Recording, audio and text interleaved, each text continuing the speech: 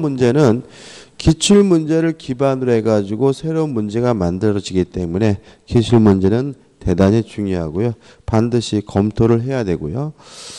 우리가 보는 이 교재는 제가 만든 교재인데 일단 기본적인 요약이 정리되어 있어요. 그래서 공부하시는 방법은 요약 내용을 검토하셔서 내 것으로 만든 다음에 이것을 기반으로 해서요. 기출 문제를 푸시는데 기출 문제를 푸실 때는 어떻게 하시는 게 좋으냐면 일단 단원별로 스피디하게 모의고사 풀듯이 푸시고 나서 그리고 꼼꼼히 뭐죠? 검토하는 이런 단계를 거치셨으면 좋겠어요. 왜냐하면 우리가 습관의 동물이기 때문에 처음부터 꼼꼼하게 천천히 문제를 풀어버렸다면은 실제로 시험 보실 때도 천천히 풀어야 문제가 풀린다는 이러한 이상한 마법에 빠질 수가 있으니까요. 문제집 보실 때는 먼저 모의고사 풀듯이 스피드하게 푸시고 그리고 꼼꼼히 검토하고 이 두 단계를 거치시기 바라고, 그 다음에 모의고사 풀듯이 푸실 때는 정답을 될 수 있으면 문제집에다가 체크를 하시면 안 됩니다. 왜냐하면 정답을 체크하시면 나중에 문제를 볼 때 정답만 보여요. 그러면 문제집으로서의 가치가 완전히 사라지거든요. 될 수 있으면 정답은 체크하지 마시고 뭐죠? 이런 거죠. 문제가 이렇게 있으면 이렇게 3, 4, 5 나오면 여러분들이 연습장을 이용해 가지고 틀렸는지 맞았는지를 체크한 후에 꼼꼼히 검토하는 방법을 하시고요. 어떤 교재든지 간에 몇 번 이상 반복하셔야 되냐면 3번 이상 반복을 해야 의미가 있다는 것도 말씀을 드립니다. 강의는요. 요약 정리된 거는 강의를 해줄 시간은 없고 기출 문제를 풀어드리는 방향으로 강의가 진행이 될 겁니다. 그래서 교재 몇 페이지를 피시냐면 20페이지죠. 20페이지 보시면 최신 기출 문제에서 1번입니다. 자, 준법률 행위인 것은 이렇게 나오죠. 준법률 행위라는 말은 결국은 의사표시, 계약도 아니고 단독행위도 아닌 것을 찾으라는 얘기인데 답은 4번입니다. 채무 이행의 채고는 의사의 통지로서 준법률행위고요. 나머지 것들은 다 뭐죠? 법률행위에 해당하는 것들이죠. 2번 문제입니다. 다음 중 서로 잘못 짜여진 것은 1번 저당권 설정은 말 그대로 뭐죠? 설정적 승계죠. 따라서 이전적 승계다 X고 답은 1번이 되고요. 3번입니다. 법률행위의 효력이 발생하기 위한 요건이 아닌 것을 찾으라고 하는데 일단 우리가 효력 발생 요건, 유효 요건과 관련돼서 우리가 조심해야 될 것은 뭐냐면 유동적 무효라는 개념이거든요. 그러니까 유동적 무효는 뭐냐면 지금은 무효지만 일정한 요건을 갖추면 유효로 뒤바뀔 가능성이 있는 무효가 유동적 무효이기 때문에 유동적 무효에서 요구하는 것들은 다 뭐죠? 유효 요건이에요. 예를 들어서 토지거래 허가구역 내에서 거래하면 일단은 뭐죠? 무효였다가 나중에 허가를 받으면 뭐가 돼요? 유효가 되니까 허가는 뭐죠? 유효 요건이고요. 또 정지조건부 법률은 일단은 뭐죠? 무효였다가 조건이 성취가 되면 유효가 되니까 뭐죠? 유효 요건이고요. 시기부 법률행위는 기한이 도래하면 효과가 생긴다는 말은 일단 지금은 무효지만 나중에 기한이 도래하게 되면 유효가 된다. 따라서 시기부 법률행위도 뭐가 되는 거죠? 유효 요건이 되는 거죠. 그럼 이것과 관련해서 꼭 기억해야 될 것은 뭐냐면 농지 취득 자격 증명이죠. 농지 취득 자격 증명은 유동적 무효도 아니고요. 무엇도 아니면 유효 요건도 아닙니다. 왜냐하면 농지를 취득하려면 농경작자다라는 것을 입증하기 위해서 농지 취득 자격 증명이 필요한데 농지 취득 자격 증명이 없으면 자기 앞으로 뭐 하지 못할 뿐이에요? 등기를 못할 뿐이지 그 매매 자체가 뭐인 것은 아니냐면 무효인 것은 아니에요. 다시 말하면 농지 취득 자격 증명이 없더라도 매매 계약은 뭐죠? 유효하지만 자기 앞으로 뭐만 못할 뿐이죠? 등기만 못할 뿐이니까 요거는 유동적 무효도 아니고 유효권도 아니기 때문에 답은 뭐죠? 3번이 되는 거죠. 4번 법률행위의 종류에 관한 연결이 틀린 것은 2번을 보시면 계약의 해제는 승낙을 받지 않고 일방적으로 하는 것이니까 단독행위지만 상대방에게 해제하겠다는 의사표시는 해야 되므로 상대방 있는 단독행위이기 때문에 2번이 뭐죠? X가 되는 거죠. 그 다음에 5번입니다. 다음 중 의무부담 행위가 아닌 것은 나와 있는데 이게 무슨 말이냐면 채권행위라는 것은 뭐냐면 채권을 발생시키는 법률행위를 우리가 채권행위라고 하거든요. 그러면 채권이 발생한다는 말은 상대방에게는 뭐가 발생한다는 얘기냐면 의무, 채무가 발생한다는 얘기니까 요 채권행위를 다른 말로는 뭐라 그러냐면 의무부담행위라고 합니다. 그럼 생각을 해보자고요. 을이 갑에게 1억을 빌려주면 을에게는 뭐가 생겨요? 채권이 생기니까 을의 입장에서는 돈을 빌려주는 것은 뭐죠? 채권행위고요. 갑의 입장에서는 1억을 갚아야 할 뭐가 생겨요? 채무가 생기니까 갑의 입장에서 뭐가 되는 거죠? 의무부담행위가 되는 거죠.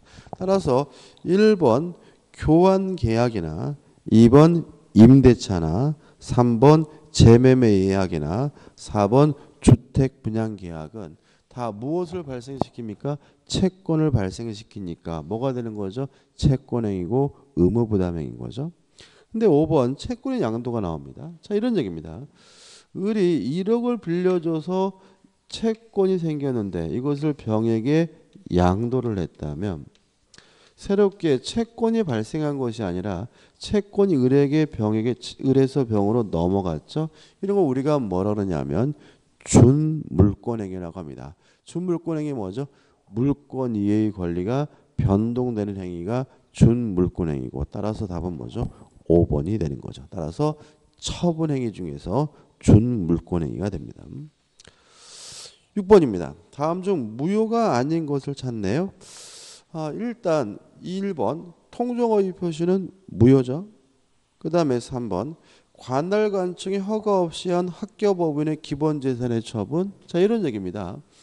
예를 들어서 제가 학교를 운영하는 재단 이사장인데 갑자기 건물을 팔면 학기 중에 애들이 길거리에 나앉겠죠. 따라서 학교 기본재산을 처분할 때는 처분하는 계약은 일단은 뭐죠? 무효였다가 나중에 교육장 등의 허가를 받으면 그때 뭐가 돼요?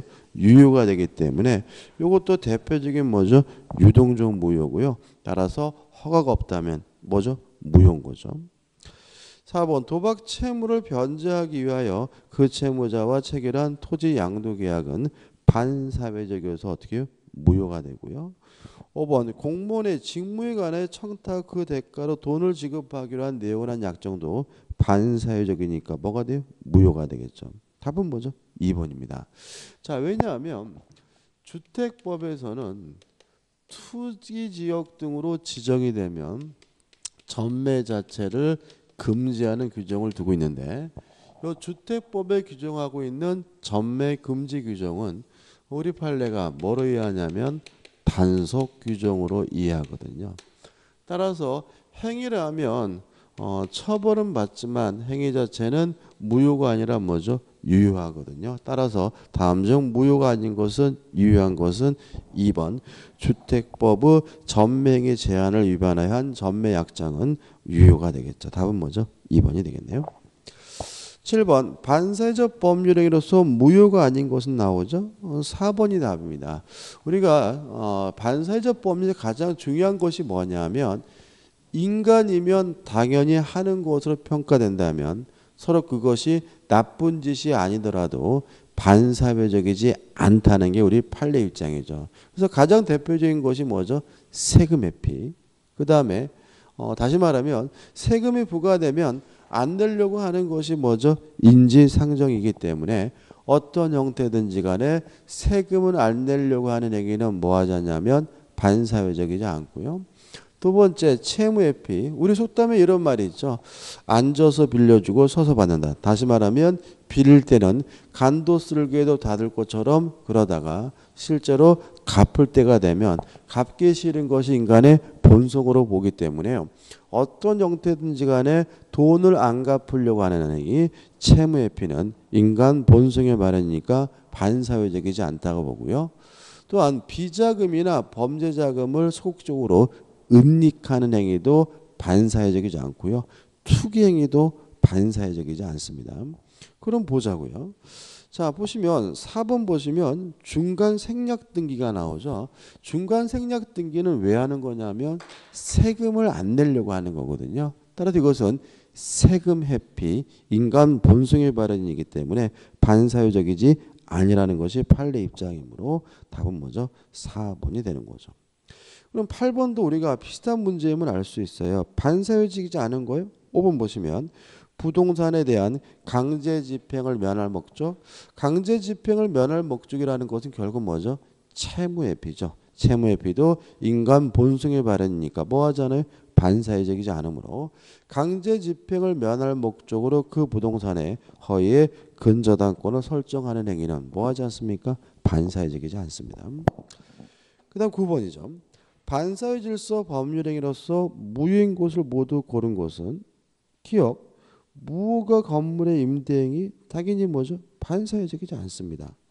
니은번 처음부터 보험사고를 가장하여 보험금을 취할 목적으로 체결한 보험계약은 그냥 나쁜 짓이죠. 범죄죠. 당연히 뭐죠? 반사회적이죠.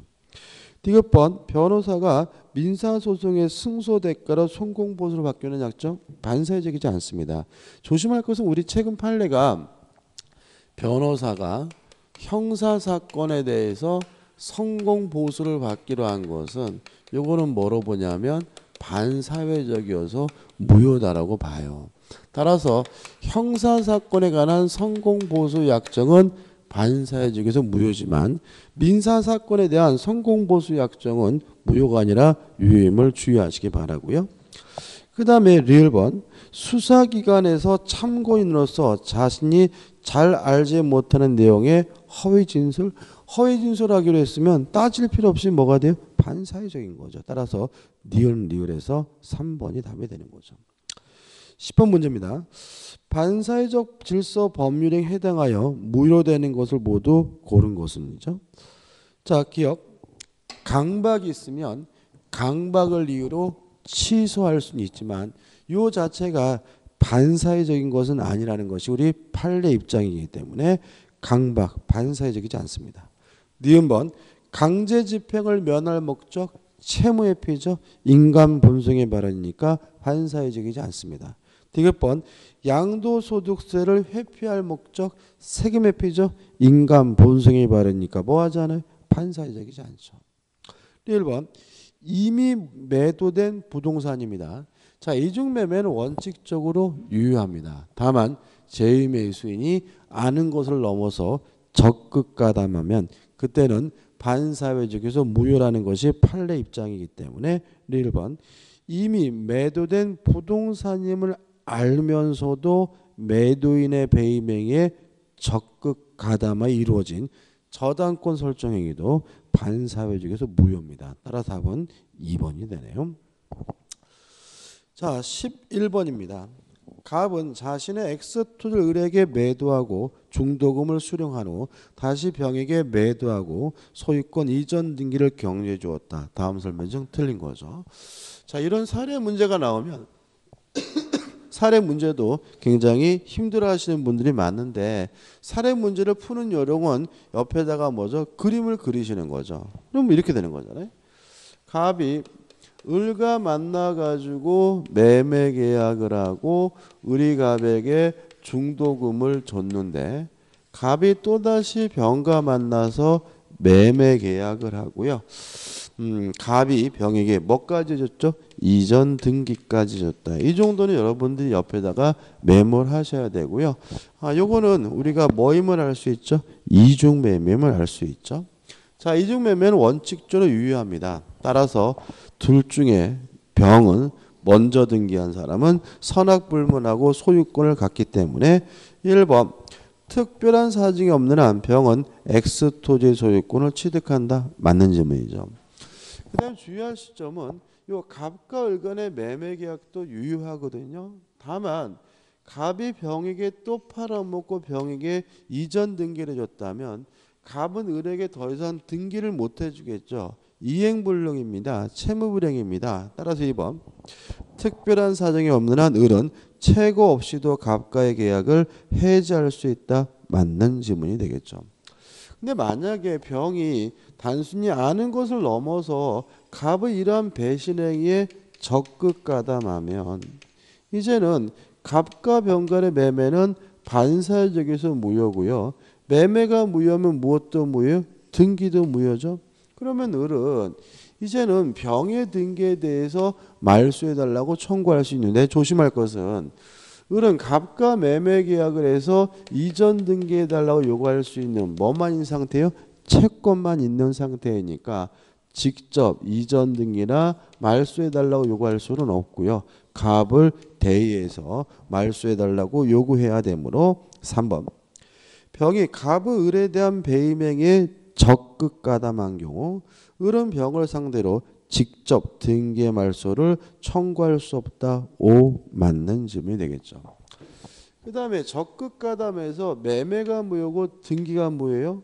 근데 병이 또다시 정에게 팔아먹고 정에게 이전 등기를 해줬다면 이 정은 선이라 하더라도 뭘 가질 수 없어요? 소유권을 가질 수는 없습니다. 왜냐하면 반사회적 범위 무효는 절대적 무효이기 때문에 제3자는 선이라 하더라도 뭐 받지 못해요? 보호받지 못하죠.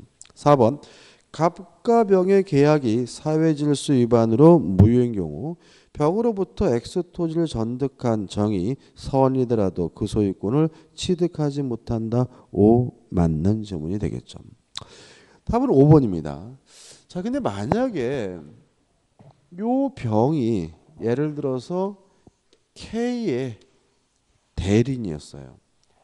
K가 본인이고 병이 K의 대리인이라면 이중 매매를 한 것도 누구죠?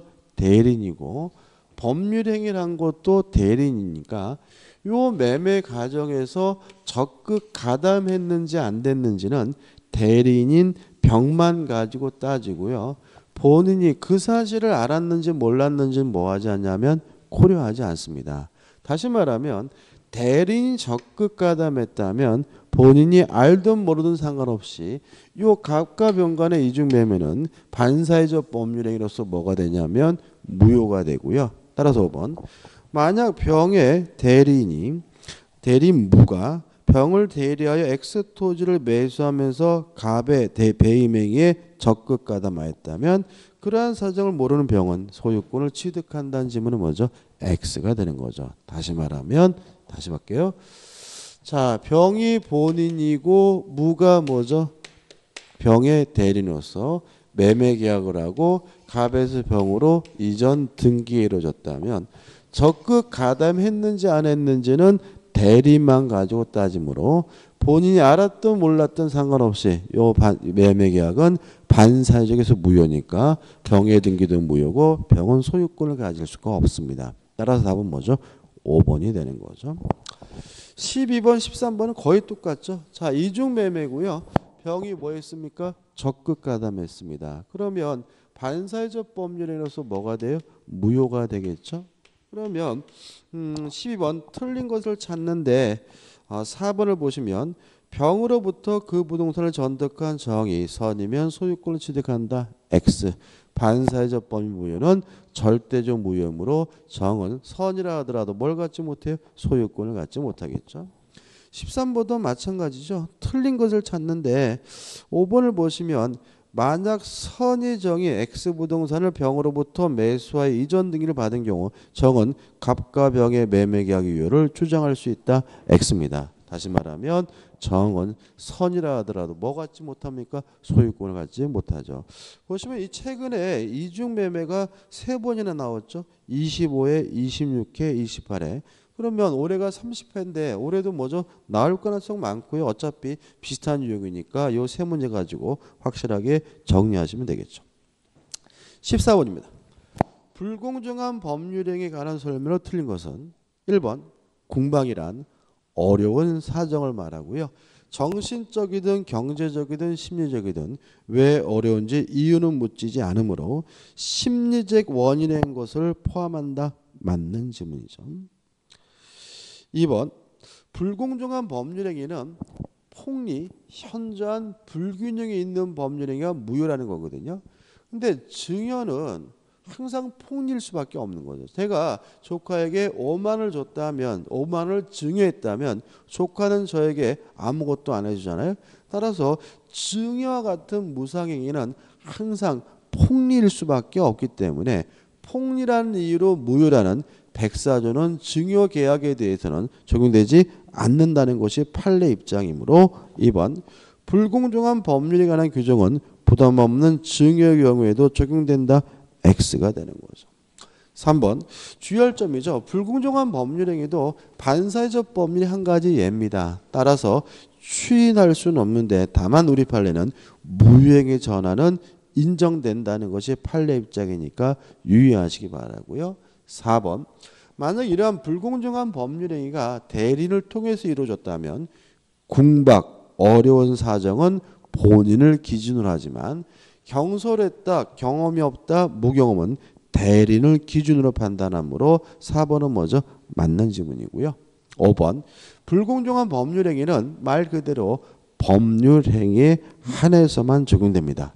따라서 경매에 대해서는 백사조 불공정한 법률행위가 적용되지 않으므로 5번도 뭐죠? 맞는 지문임을 주의하시기 바랍니다. 넘겨보시면 또 15, 16, 17에서 불공정한 법률행위도 약방의 감초처럼 계속해서 출제되고 있음을 알 수가 있고요. 거의 문제가 뭐죠? 반복적입니다. 자, 15번 틀린 것을 찾는데 1번이 답이에요. 왜냐하면 주관적 요건으로서의 무경험은 특정 거래 영역에서의 무경험이 아니라 일반적 거래 영역에서의 무경험이라는 것이 우리 판례 입장입니다. 다시 말하면 그 물건을 한 번도 사본 적이 있느냐 없느냐 문제가 아니라 일반 논조로 그 사람이 경험이 부족한 사람이냐 아니냐 이렇게 따져야 된다는 것이 판례 입장이기 때문에 답은 뭐죠? 1번이 되는 거죠. 16번입니다. 이것도 틀린 것을 찾네요. 4번 보시면 대리를 통해서 불공정한 법률행위가 이루어졌다면 어려운 사정, 궁박은 본인을 기준으로 하기 때문에 궁박 상태는 대리인을 기준으로 판단해야 한다. X가 되겠죠. 17번입니다. 작년도 문제도 거의 유사합니다. 틀린 것을 찾는데 5번을 보시면 급부와 반대급부 사이 현저한 불균형은 두 가지를 주의하시는데 자 불균형이 있는지 없는지 여부는 법률 행위시를 기준으로 판단하고요. 또 객관적 가치만 고려합니다. 뭐는 고려하지 않냐면 주관적 가치는 고려하지 않거든요. 다시 말하면 남편의 손때가 묻은 물건이라는 등 종갓집이라는 등 집안의 선산이라는 등 이런 주관적 가치는 뭐 하잖아요? 고려하지 않으므로 당사자의 주관적 가치에 따라 판단한다. X가 되고요. 답은 5번이 됩니다. 18번입니다. 법률행위 해석에 관한 내용 문제죠. 간단히 생각해 보면 의사와 표시가 불일치됐을 때 그 의미를 명백히 밝히는 것이 법률행위 해석이고요. 예를 들어서 계집할 마음인데 집을 팔겠다는 경우고 원칙이 뭐죠? 규범적 해석이니까 원칙적으로 표시된 대로 집을 팔겠다고 한 것이 되는 거고요.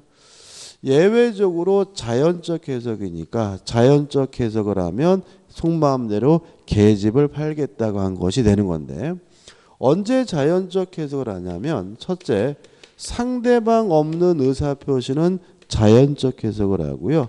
두 번째, 상대방이 있더라도 보호할 필요가 없을 때 알았거나 또는 알 수가 있었을 때는 뭐죠? 자연적 해석을 합니다.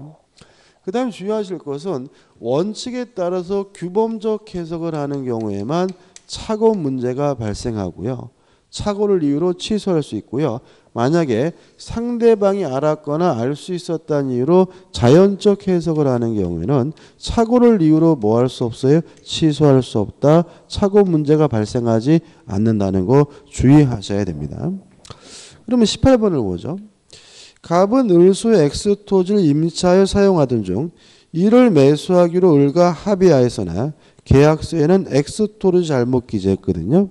그럼 이 사람의 의사는 X토지고 표시는 뭐죠? Y토지인데 문제에서 X토지를 임차하여 사용하던 중 이를 매수하기로 을과 합의했다는 말은 X토지에 대해서 계약이 뭐가 됐다는 얘기예요? 성립됐다는 얘기고 X토지에 대해서 계약이 성립되려면 무슨 해석을 해야 되냐면 자연적 해석을 해야 되거든요. 그러면 옳은 것을 1번 매매계약은 X토지에 대해서 유효하게 뭐죠? 성립한다. 이게 맞는 거고요. 2번 Y토지에 대해서는 계약이 뭐 되지 않은 거예요? 성립되지 않은 거고 X토지에 대해서 계약이 성립됐다는 말은 자연적 해석이니까 착오를 이유로 뭐 할 수 없어요? 취소할 수 없으니까 3번, 4번도 틀렸고요. 물론 뭐죠? 5번도 X입니다. 28페이지입니다. 28페이지. 28페이지 보시면 이제 뭐가 나오냐면 19번 문제가 나오죠. 우리 기본서에도 있는 문제죠. 갑은 을에게 X토지를 제곱미터당 98만 원에 매도하려고 했는데 잘못하여 청약서에 제곱미터당 89만 원에 기재했다. 그러면 의사는 98만 원이고 표시는 뭐죠? 89만 원이고 원칙이 뭐죠? 규범적 해석이니까 원칙에 따른다면 89만 원으로 계약이 성립해야 되는 것이 원칙이므로 일단 2번을 보시면 갑과 을 사이의 매매계약은 특별한 사정이 없는 한 제곱미터당 89만 원에 성립한다. 이거는 뭐죠? 맞는 질문이죠. 왜냐하면 규범적 해석이 뭐죠? 원칙이니까요. 그 다음 4번 만일 갑과 을이 제곱미터당 98만 원에 합의했으나 89만 원을 기재했어요. 그러면 98만 원에 합의했다는 말이 성립되려면 무슨 해석이죠? 자연적 해석이고 자연적 해석은 착오를 이유로 취소할 수가 없기 때문에 갑은 착오를 이유로 매매계약을 취소할 수 없다. 맞는 질문이 되겠죠. 다시 문제 들어가서 그 X토지 시가가 제곱미터당 158만 원으로 폭등하자 갑이 병에게 X토지를 제곱미터당 158만 매도하고 소유권을 이전해 주었다. 그러면 결국은 이제 문제가 뭐로 바뀐 거죠? 이중매매로 바뀐 거죠. 자, 1번입니다. 을은 갑과 병사의 매매계약을 사기를 이유로 취소할 수 없다. 맞습니다. 왜냐하면 이중매매 자체가 뭐는 아니죠? 사기는 아니죠. 3번 을은 병 명의로 이루어진 소유권 이전 등기의 말소를 청구할 수 없다. 맞습니다. 이중매매는 원칙적으로 유효하므로 병은 선악불문하고 뭘 가져요? 소유권을 가지니까요. 5번 만일 갑의 배임행위에 적극 가담했어요. 그럼 만약에 병이 이러한 갑의 배신행위에 적극 가담했다면 이제는 갑과 병 간의 매매는 반사회적에서 무효고 반사회적 무효는 절대적 무효니까 정은 선이라 하더라도 뭘 갖지 못하죠? 소유권을 갖지 못해요. 근데 적극 가담한 병으로부터 선의 정이 X토지를 취득하였다면 정은 갑과 병 사이의 매매계약의 유효를 주장할 수 있다는 질문은 X가 되고요. 따라 답은 뭐죠? 5번이 됩니다. 자, 이제 교재 어디로 갈 거냐면요. 페이지 37페이지로 갑니다. 자, 37페이지의 1번은 진이 아닌 의사표시가 관한 사례 문제네요. 제가 문제 한번 읽어보면 갑이 그의 X토지를 내심의 의사는 달리 을에게 기부하고 을 앞으로 이전 등기를 마쳤다까지죠. 자, 그럼 이런 얘기죠.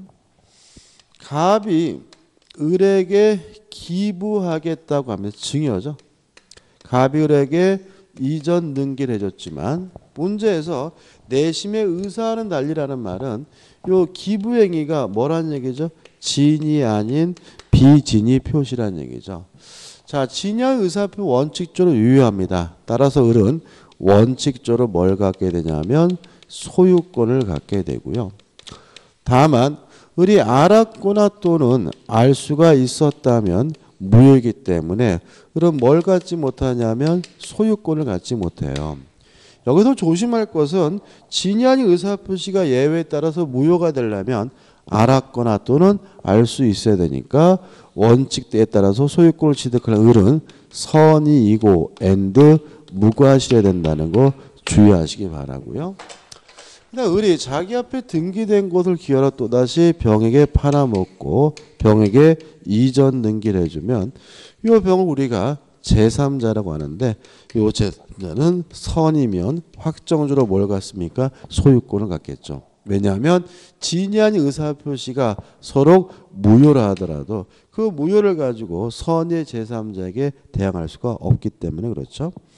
따라서 1번 갑의 의사표시는 무효이므로 X입니다. 왜냐하면 진이 아닌 의사표시는 원칙이 뭐죠? 유효합니다. 2번 갑의 의사표시는 단독행위이므로 X입니다. 기본은 일반적으로 증여예요. 증여는 뭐죠? 계약이죠. 계약. 또 서로 단독행위라 하더라도 무효일 수는 없는 거죠.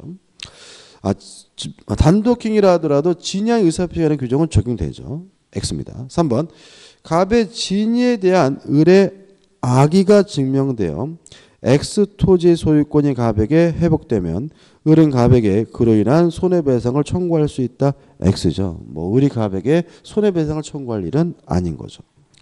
4번 을이 통상의 주의를 기울였어도 갑의 진위를 알 수 있었다면 그러면 을에게 뭐가 있다는 얘기죠?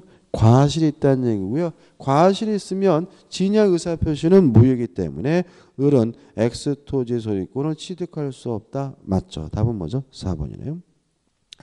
5번 을로부터 X 토지를 매수하여 이전 등을 격려한 병이 갑의 진위를 몰랐더라도 X 토지 소유권 여전히 갑에게 있다. X입니다. 병이 만약에 선이라면 확정적으로 항상 뭘 갖게 돼요? 소유권을 갖게 되겠죠. 2번입니다. 비진위 표시에 관한 설명으로 틀린 것에서 1번 대출 절차상 편의를 위하여 명의를 빌려준 자 이렇게 나오죠. 이걸 우리가 그냥 외워두시는 게 좋은데 다시 말하면 타인의 이름으로 대출을 받는 거죠. 타인의 이름으로 대출을 받는 것에 대해서 우리 판례는 두 가지가 있습니다. 첫째는 진이 아닌 의사표시가 아니라는 판례가 있고 통정허위 표시로서는 무효라는 판례가 있거든요. 그래서 남의 이름을 빌려서 대출을 신청했다. 그러면 진이 아닌 의사표시는 아니고 통정허위 표시긴 하다. 이렇게 기억하시면 되고요. 따라서 채무부담 의사가 가졌더라도 그 의사표시는 비진위 표시이다. X고요. 답은 뭐죠? 1번이 되는 거죠. 이 두 가지는 꼭 기억해 두셔야 되겠죠. 그 다음 2번 진이 아닌 의사표시 관련 규정은 단독행위, 상대방이 있든 없든 단독행위에도 적용이 되고요. 3번 진이 아닌 의사표시가 원칙에 따라서 유효하려면 상대방은 뭐 해야 되냐면 선의이고 and 무과실여야 되고요. 4번 사직 의사 없는 사기업의 근로자가 사용자의 지시를 받아 어쩔 수 없이 일괄 사직서를 제출했어요. 그러면 어쩔 수 없다라는 말은 사직할 마음이 없이 사직서를 냈다는 얘기니까 진이 아닌 의사표시가 되고요. 5번 진이한 의사표 원칙이 유효합니다. 원칙이 유효하다는 말은 상대방은 선의이고 무과실임을 추정받는다는 얘기거든요. 따라서 을 스스로가 자신이 선이고 무과실임을 뭐 할 필요 없어요? 입증할 필요가 없는 거고요.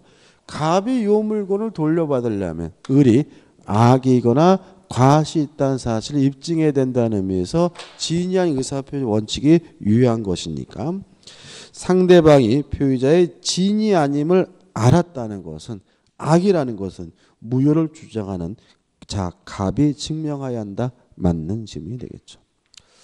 넘겨보시면 이제 3번 문제가 나옵니다. 진이 아닌 의사표시에 관한 설명으로 틀린 것은 2번을 보시면 말도 안 되는 질문이죠. 상대방이 피의자의 진이 아님을 알았어요. 상대방이 악이면 진이한 의사표시는 뭐인 거죠? 무효인 것이지 취소할 수 있는 것은 아니기 때문에 답은 뭐죠? 2번이 되는 거죠. 나머지는 보시기 바라고. 그 다음에 4번입니다. 통정어휘 표시죠. 자, 통정어휘 표시에서 이것도 마찬가지고 제3자 개념에 대해서 좀 조심하셔야 되는데 일단 제3자는 누구냐면요. 당사자는 제3자가 아니고요. 상속받은 사람 포괄승계인도 제3자가 아닙니다. 당사자와 포괄승계인을 제외한 사람 중에서 새롭게 이해 관계가 있는 사람만이 뭐냐면 제3자가 되거든요. 그럼 보자고요. 4번 허위 표시의 무효로 대항할 수 없는 선의 제3자에 해당되지 않는 자는 2번을 보시면 제3자를 위한 계약의 수익자죠.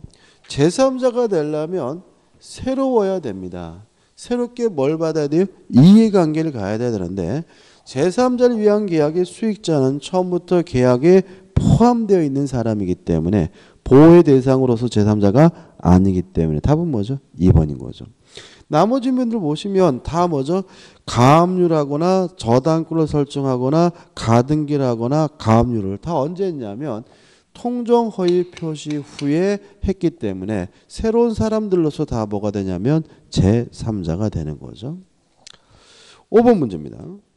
통정허위 표시 무효는 선의의 제3자에 대항하지 못한다는 규정에 제3자에 해당하는 자를 모두 고른 것은이죠. 기억 통정허위 표시에 의한 채권을 가압류했죠. 언제 가압류했냐면 통정허위 표시 후에 가압류했기 때문에 새롭기 때문에 뭐가 되냐면 제3자가 되고요. 니은 번 통정허위 표시 위에 설정된 전세권에 대해 저당권을 설정받은 사람도 언제 저당권을 설정받았냐면 통정허위 표시 후에 저당권을 설정받았으니까 새로우니까 뭐가 돼요? 제3자가 되겠죠. 답은 뭐죠? 1번입니다. 디귿번 말도 안 되는 거죠. 본인은 제3자가 될 수는 없을 거고요. 그 다음 1번 통정허위 표시에 체결된 제3자를 위한 계약에서 제3자, 제3자를 위한 계약에서 제3자, 수익자는 새롭지 않으므로 이 사람도 뭐가 아닙니까? 제3자가 아닌 거죠. 6번입니다. 갑은 자신의 부동산에 관하여 을과 통정한 허위의 매매 계약에 따라 소유권 이전 등기를 을에게 해주었다. 그 을은 이러한 사정을 모르는 병과 위 부동산에 대한 매매 계약을 체결하고 그에게 소유권 이전 등기를 해 주었다까지죠. 자, 통정허위 표시에 대해서는 두 가지입니다. 지금까지 푼 문제 제3자 개념에 관한 문제가 나오고요. 그 다음에 두 번째는 지금 풀려고 하는 사례 문제가 나오는 거죠. 사례 문제는 고정적이죠. 갑이 을과 만나가지고 하지도 않은 매매를 한 것처럼 가장을 해서 갑일에게 이전 등기를 해줬더니 을이 또다시 병에게 팔아먹고 병에게 뭘 해줬냐면 이전 등기를 해줬다. 이 병을 우리가 뭐라 그러죠? 제3자라고 하는데 물론 이 가장 매매는 통정허위 표시여서 무효고요. 매매가 무효면 무엇도 무효죠? 등기도 무효인데 문제는 이 통정허위 표시 무효를 가지고 누구한테 대항하지 못하죠? 선의의 제3자에게 대항하지 못하니까 병이 만약에 선이라면 병은 확정적으로 뭘 갖게 되죠? 소유권을 갖게 되는 거죠. 1번 갑과 을은 매매 계약에 따른 채무를 이행할 필요가 없다. 맞아요. 왜요? 요 매매는 통정허위 표시여서 무효니까요. 무효면 이행할 필요가 없는 거죠. 2번 갑은 병을 상대로 이전 등기 말소를 청구할 수 없다. 맞아요. 왜냐하면 통정허위 표시 무효는 누구한테 대항하지 못하죠? 선의의 제3자에 대항하지 못하니까요. 따라서 3번 병이 부동산의 소유권을 확정적으로 취득하게 되고요. 그 다음에 4번인데 요 제3자는 선이이면 되고요. 무과실까지 필요가 없어요. 소유권을 취득하기 위해서. 또 요 제3자들은 선임을 추정받습니다. 따라서 모든 제3자는 스스로가 선임을 뭐 할 필요 없어요? 입증할 필요가 없거든요. 따라서 갑이 자신의 소유권을 주장하려면 병의 악의를 누가 입증해야 돼요? 갑이 입증해야 되니까 4번은 뭐죠? 맞는 질문이죠. 5번 병이 선이더라도 과실이 있으면 소유권을 취득하지 못한다. X입니다. 병은 뭐이기만 하면 되죠? 선이기만 하면 되고 무과실까지 뭐죠? 필요가 없습니다. 답은 뭐죠? 5번이죠. 런기저 7번도 거의 똑같습니다. 7번은 좀 다른 얘기죠. 갑은 자신의 X토를 을에게 증여하고 세금을 아끼기 위해 이를 매매를 가장하여 을 명의로 소유권을 이전 등기를 마쳤다. 그 을은 X토를 병에게 매도하고 소유권 이전 등기를 마쳤다. 자, 이걸 우리가 보통 뭐라고 그러냐면 은닉행위 문제죠. 자, 이런 문제입니다. 갑이 을에게 X토지를 증여하고 싶은데 증여하면 증여세가 많이 나올 것 같으니까 하지도 않은 매매를 한 것처럼 가장을 해서 갑이 을에게 이전 등기를 해줬다잖아요. 자, 이 가장 매매는 통정어의 표시로서 무효입니다. 근데 이 증여는 우리가 숨어 있다 그래서 은닉행위라고 하는데 은닉행위는 무효가 아니라 뭐죠? 유효하고요. 따라서 을의 등기도 무효가 아니라 유효이기 때문에 을은 확정적으로 뭘 갖게 되는 거죠? 소유권을 갖게 되는 거죠. 따라서 을이 자기 앞에 등기된 것을 기하로 병한테 팔아먹고 병한테 이전 등기를 해주는 것은 지껏 지가 팔아먹은 거거든요. 따라서 병은 선이든 악이든 묻지 않고 항상 뭘 갖게 됩니까? 소유권을 갖게 된다는 점에서 통정어휘 표시와 차이점이 있음을 주의하셔야 되겠죠. 자, 옳은 것을 모두 찾습니다. 기억, 갑과 을 사이의 매매 계약은 매매는 통정어휘 표시니까 무효죠. 니은번 갑과 을 사이 증여 계약은 뭐죠? 은닉행위니까 뭐죠? 유효하고요. 디귿번 갑은 병에게 X토지의 소유권 이전 등의 말소를 청구할 수 없다. 왜요? 병은 선악불문하고 뭘 가져요? 소유권을 가지니까요. 리을번 병이 갑과 을 사이의 증여 계약에 체결될 사실을 알지 못한데 과실이 있더라도 병은 소유권을 취득한다. 왜요? 병은 선악불문하고 뭘 갖습니까? 소유권을 가지니까. 따라서 기역, 니은, 디귿을 리을해서 답은 뭐죠? 5번이 되는 거죠. 8번 문제입니다. 착오에 의한 법률에 관한 설명으로 틀린 것은이죠. 착오에 대해서는 거의 매년 시험 문제를 반드시 내는 것으로 보입니다. 좀 주의하셔야 되는데 1번 매수한 토지가 계약 체결 당시로부터 법령상의 제한으로 매수인의 의도한 목적대로 이용할 수 없게 된 경우 뭐가 있을까요? 전원주택을 지으려고 땅을 샀는데 전원주택을 지을 수가 없는 땅이었다. 그러면 땅을 사게 된 뭐의 착오도 동계착오니까 매수인의 착오는 동계착오가 될 수 있다. 5 맞는 질문이죠. 2번 주채무자 소유의 부동산에 가압류 등기가 없다고 믿고 보증하였더라도 그 가압류가 원인 무효로 밝혀졌다면 착오를 이유로 뭐 할 수 없냐면 취소할 수 없다. 맞아요. 자, 왜 그러냐면 생각해 보자고요. 착오를 이유로 취소하려면 중요 부분이어야 되거든요. 근데 중요 부분이 되려면 반드시 뭐가 필요하냐면 경제적 불이익이 존재해야 돼요. 따라서 만약에 아무런 경제적 불이익이 없다면 중요 부분이 아니고 착오를 이유로 뭐 할 수 없냐면 취소할 수 없거든요. 그럼 문제 지문에서 가압류 등기가 원인 무효로 밝혀졌대요. 그러면 아무런 경제적 불이익이 없는 것이니까 중요 부분이 아니고 착오를 이유로 뭐 할 수 없어요? 취소할 수 없겠죠. 3번 동계착오는 상대방에게 표시가 되거나 아니면 유발된 경우에만 취소할 수 있으므로 유발된 동계착오는 표시되지 않았더라도 취소할 수 있다. 중요 부분의 착오가 될 수 있다. 맞는 질문이 되고요. 4번입니다. 자, 착오를 이루어 취소하려면 중요 부분이고 뭐가 없어야 되냐면 중과실이 없어야 돼요. 중과실이 없어야 된다는 말은 과실이 존재하더라도 착오를 취소하는 것이 가능하지만 단순한 과실이 아니라 중과실이 존재하는 경우에는 원칙적으로 착오를 이유로 뭐 할 수 없어요? 취소할 수 없다는 얘기거든요. 그럼 어떻게 구별할 것이냐에 대해서 우리 판례는 누군가를 타인을 신뢰했기 때문에 확인을 안 했다면 그것은 뭐죠? 과실이기 때문에 착오를 이유로 뭐 할 수 있어요? 취소할 수 있어요. 예를 들어 가지고 중개업자를 믿었기 때문에 확인 안 했다. 그건 뭐죠? 과실이에요. 착오를 이유로 뭐 할 수 있는 거죠? 취소할 수 있는데 아무런 이유도 없는데도 불구하고 무작정 확인을 안 했다면 그것은 뭐죠? 중과실이고 원칙적으로 착오를 이유로 취소할 수가 없습니다. 조심할 것은 중과실이 존재하면 원칙적으로 착오를 이유로 취소할 수 없지만 만약에 상대방이 표의자의 중과실을 이용해 처먹었다면 이때는 취소가 가능하다는 거 좀 주의하시기 바라고요. 그럼 사업 보죠.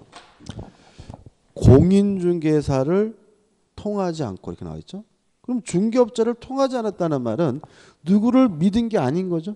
따라서 확인 안 했다면 뭐죠? 중과실인 거예요. 공인중개사를 통하지 않고 토지 거래를 하는 경우 토지 재단 등을 확인하지 않았어요. 그러면 아무런 이유도 없이 뭐 하지 않은 거예요? 확인하지 않은 거니까 이것은 뭐예요? 중과실입니다. 따라서 매수인은 매매 목적물의 동일성에 착오가 있더라도 착오를 이유로 매매 계약을 취소할 수 없다. 맞는 점이 되겠죠. 5번 중요하죠. 해제된 외에도 착오를 이유로 취소하다는 것이 가능하다는 것이 우리 판례 입장이므로 5번 매수인의 중도금 미지급을 이유로 적법하게 계약을 해제한 경우 매수인은 착오를 이유로 계약을 다시 취소할 수는 없다. X. 취소된 외에도 착오를 이유로 취소하는 것이 가능합니다. 9번 문제입니다. 착오로 인한 의사표시에 관한 설명으로 틀린 것은 1번 상대방이 착오자의 진위에 동의했어요. 이게 무슨 말이죠? 자연적 해석인 거죠. 다시 말하면 지금 이 사람이 의사가 계집할 마음이고 표시는 뭐라 했어요? 집을 팔겠다고 했어요. 근데 상대방이 내가 네 계집을 사겠다라고 했단 말이죠. 그러면 이게 결국 뭐예요? 자연적 해석이죠. 아까 말씀드렸지만 착오는 무슨 해석을 해야지만 발생해요? 규범적 해석을 해야지 발생합니다. 만약에 의사, 진위에 따라서 효과가 결정되는 자연적 해석의 경우에는 착오 문제가 발생할 수가 없거든요. 따라서 상대방이 착오자의 진위에 동의했다는 말은 오표시 무효현칙이고 자연적 해석이기 때문에 착오자는 의사표시를 취소할 수 있다는 지문은 먼저 X가 되는 거예요. 답은 뭐죠? 1번이죠. 2번 법률의 착오 건축법의 제한으로 집을 지을 수 없다. 이런 것들을 말하고요. 따라서 중요분에 관한 착오가 될 수가 있고요. 3번 농지 상당 부분이 하천이에요. 자, 중요 부분이 되려면 뭐가 있으면 돼요? 경제적 불이익이 있으면 되겠죠. 농사 지으려고 땅을 샀는데 다 뭐예요? 하천 부지라면 뭐가 있는 거죠? 경제적 불이익이 있는 것이니까 상당 부분이 하천임을 사전에 알았더라면 농지 매매 계약을 체결하지 않았을 것이 명백한 경우 법률행위 내용의 중요분의 착오에 해당될 수 있다. 맞는 질문이죠. 4번 당사자가 합의한 매매 목적물의 지번에 관하여 착오를 일으켜. 그럼 이런 얘기죠. 의사는 112번지인데 계약서에라는 111번지라 적었어요.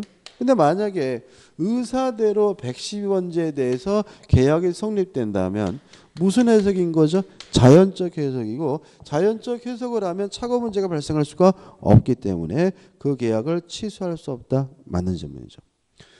5번 토지 소유자가 공무원의 법령 오해에 따른 설명으로 착오에 빠져. 자, 이거는 상대방이 유발시킨 동계 착오입니다. 따라서 토지를 국가에 증여한 경우 이를 취소할 수 있다. 맞는 지문이고 답은 뭐죠? 1번입니다. 좀 까다로운 문제네요. 10번입니다. 옳은 것을 찾습니다. 1번이 답입니다. 읽어보진 않을 건데 왜냐하면 해제된 후에도 착오를 이유로 뭐 할 수 있어요? 취소할 수가 있기 때문에 해제된 후에도 착오를 이유로 취소할 수 있다. 1번은 뭐죠? 맞는 지문이죠. 2번은 X입니다. 왜냐하면 착오 자체는 위법한 것이 아니기 때문에 상대방은 불법 행위를 원인으로 손해배상을 청구할 수가 없고요. 3번 중요 부분이 되려면 반드시 뭐가 필요하죠? 경제적 불이익이 있어야 되므로 3번도 뭐가 돼요? X가 되고요. 4번 중과실이 존재하면 원칙적으로 착오를 이유로 취소할 수 없지만 상대방이 중과실을 이용해 처먹었다면 착오를 이유로 취소하는 것이 가능하기 때문에 4번도 뭐죠? X가 되겠죠. 5번 표의자의 중대한 과실은 누가 입증하냐면요. 취소를 못하게 막으려고 하는 상대방이 하는 거니까 효력을 부인하는 자가 증명해야 한다. X죠. 답은 뭐죠? 1번입니다. 넘기셔서 11번입니다. 착오에 관한 설명으로 틀린 것은 1번 착오에 관한 민법 규정은요. 임의 규정입니다. 따라서 특약으로서 뭐 할 수 있냐면 배제할 수 있기 때문에 당사자가 착오를 이유로 의사표시를 취소하지 않기로 약정한 경우 표의자는 의사표시를 취소할 수 없다. 맞는 질문이죠. 2번 수량 부족, 지적 부족은 중요 부분이 아닙니다. 우리가 시가 가격도 뭐가 아니죠? 중요 부분이 아닌 것처럼요. 따라서 건물과 그 부지를 현상대로 매수한 경우에 부지의 지분이 미미하게 부족하였다면 중요 부분 착오가 되지 않는다? 맞는 질문이죠. 3번 이렇게 하려다가 이렇게 적은 것은 뭐죠? 표시상의 착오니까 부동산 거래 계약서에다가 서명 날인하려다가 연대 보증서에 서명 날인한 것은 표시상의 착오가 되고요. 4번 요거죠. 중과실이 존재하면 원칙적으로 착오를 이유로 취소할 수가 없지만 상대방이 중과실을 이용했다 먹으면 뭐 할 수 있죠? 취소할 수가 있으므로 4번 상대방이 표의자의 착오를 알고 이용한 경우에도 의사표시에 중대한 과실이 있는 표의자는 착오에 의한 의사표시를 취소할 수 없다. X가 되는 거죠. 5번은 맞죠. 유발된 동계착오도 착오를 이유로 취소하는 것이 가능합니다. 여기까지고요. 좀 쉬었다가 12번부터 보도록 하죠.